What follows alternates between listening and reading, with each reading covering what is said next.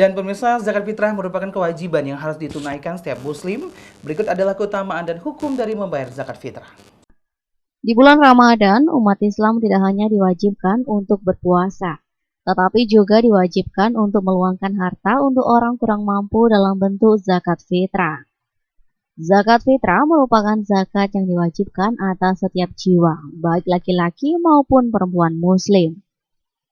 Hukum membayar zakat dalam agama Islam adalah wajib atau fardu bagi mereka yang memenuhi syarat-syarat tertentu.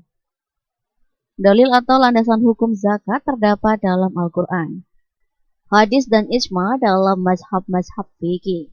Keutamaan membayar zakat fitrah adalah pensucian bagi orang yang berpuasa dari ucapan sia-sia dan keji. Zakat juga dapat menjadi sarana untuk bersedekah dengan memberi makan kepada orang yang membutuhkan. Cara membayar zakat diantaranya yakni menentukan jenis harta yang wajib dikenai zakat, menghitung jumlah harta yang dimiliki, menghitung jumlah zakat yang harus dikeluarkan, membayar zakat kepada mustahik yang berhak menerima, mencatat pembayaran zakat, niat, dan kehendak. Tim Liputan Film Pari TV.